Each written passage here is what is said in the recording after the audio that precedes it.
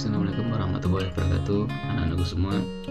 Pada kesempatan kali ini Pak Syarif akan memberikan tutorial bagaimana anak-anak semua menggunakan e-learning atau mengakses e-learning Madrasah MAN 1 Sleman. Sebelumnya jangan lupa Bapak minta subscribe-nya ya. Baik, pertama anak-anak bisa membuka web browsernya, bisa pakai Chrome, bisa Mozilla, baik gitu ya, bisa pakai Mozilla, bisa Chrome. Nah, kita coba pakai Chrome. Kita buka di tab awal, kita ketikkan e-learning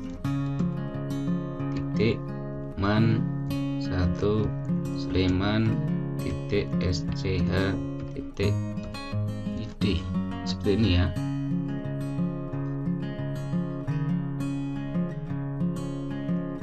E-learning MAN 1 Sleman .sch.id. Kemudian kalau sudah, klik enter. Nah, maka akan tampil halaman awal seperti ini, dashboard awal seperti ini. Nah, di sini anak-anak harus memasukkan username dan password ini. Anak-anak nanti akan mendapatkan username berupa NISN ya, username-nya itu adalah NISN di sini. Kemudian passwordnya ini nanti akan diberikan secara general sama wali kelasnya. Di sini saya akan mencontohkan salah satu siswa. Ini NISN-nya saya akan masukkan. Ini NISN-nya akan masukkan di sini. Kemudian passwordnya juga saya akan masukkan. Oke, ini saya masukkan. Kalau sudah masukkan NISN sebagai username dan passwordnya, kemudian klik login e-learning, klik. Maka akan tampil halaman seperti ini.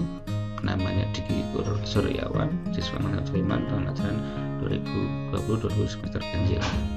Nah, kalau seperti ini lewati saja, klik lewati saja. Ini kalau mau disimpan passwordnya silahkan simpan, kalau tidak ya jangan, nggak usah.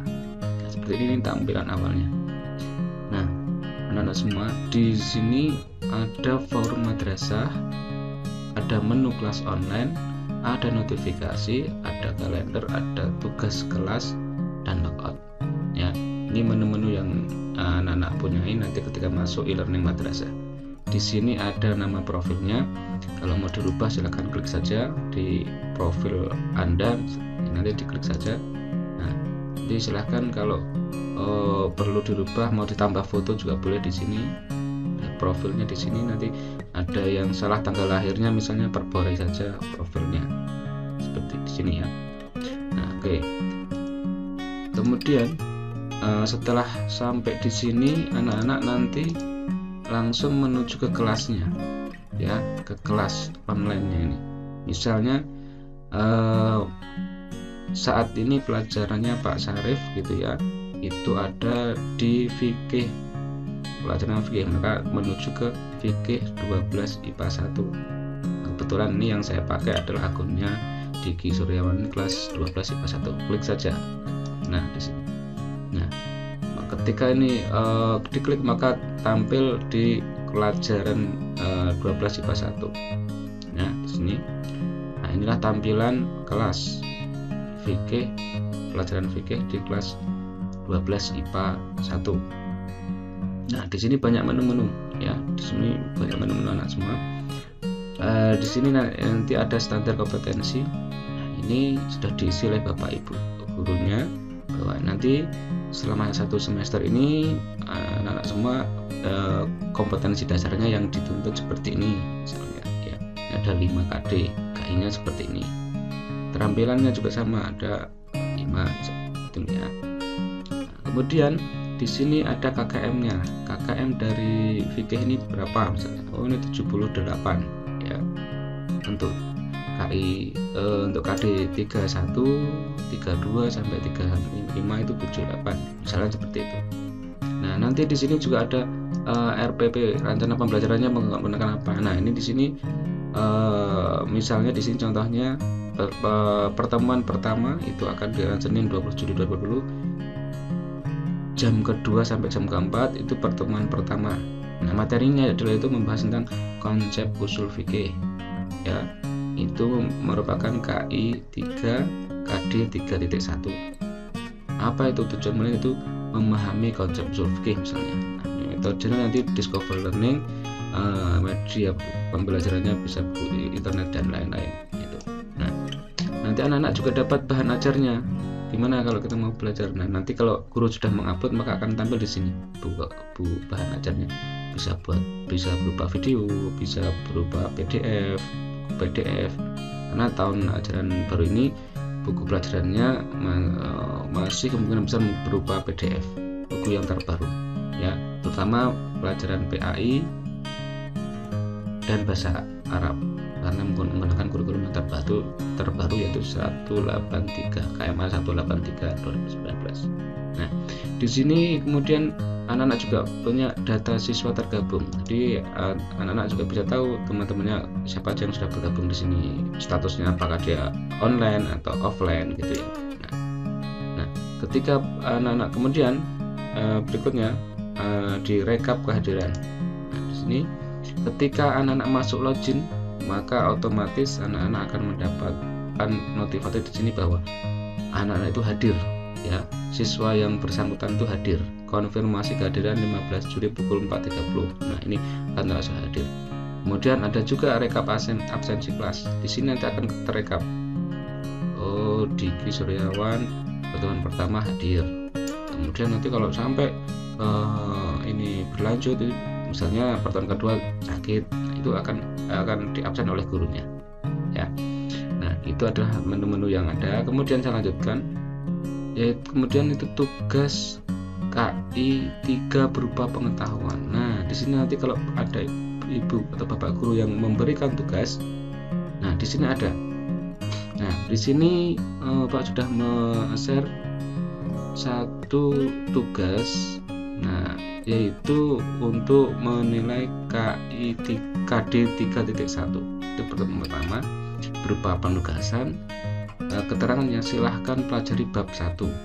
Nah, ini waktunya dari kapan sampai kapan pengerjaannya. Kemudian kalau nanti anak-anak sudah mengerjakan, tinggal sini upload saja, klik upload, maka nanti sebenarnya akan muncul. Karena ini saya setting tanggal 20 Juli, maka bisa dibukanya nanti 20 Juli ya kan, sekarang masih tanggal 15, jadi masih 5 hari lagi itu ya. Kemudian ada lagi tugas KI 4 yang berupa keterampilan. Nah, misalnya di sini KI 4 itu berarti kodenya 4.1 misalnya. Nah, berupa proyeknya yaitu membuat peta konsep. Di sini keterangannya silahkan kerjakan tepat waktu, misalnya nanti bisa berupa keterangannya bisa macam-macam. Kemudian waktunya itu dikerjakan 20 Juli jam 9 sampai tanggal 27 Juli jam 14 misalnya. Nah, nanti kalau sudah anak-anak mengerjakan, nanti klik saja klik upload, maka di sini nanti akan punya tombol aplikasinya untuk mengupload pekerjaan anak-anak semua. Begitu. Nah, kemudian berikutnya ada computer based test ya. Di sini computer based test. Nanti di sini kalau Bapak Ibu sudah mengupload berupa computer based test, maka di sini tinggal mengerjakan aja, klik mengerjakan. Nah, nanti secara khusus untuk computer based test akan saya lanjutkan di part kedua untuk pembahasan ini, bagaimana cara mengerjakan computer based test dan sebagainya.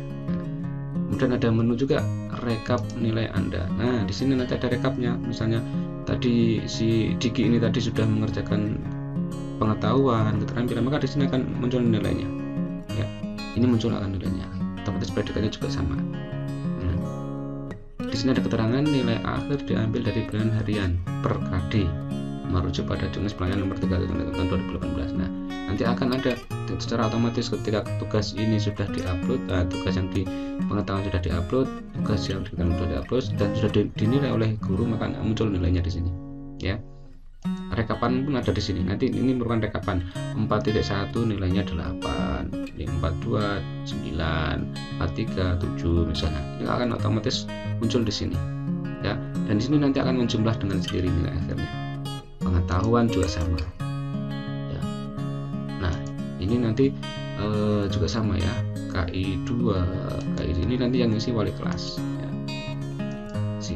Spiritual sosial ini nanti yang wali kelas. Nah seperti itu.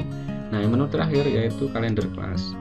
Nah kalender kelas ini nanti anak-anak bisa mengecek ketika anak klik kalender kelas, maka muncul Bapak Ibu ada yang membuat tugas penugasan membuat peta konsep.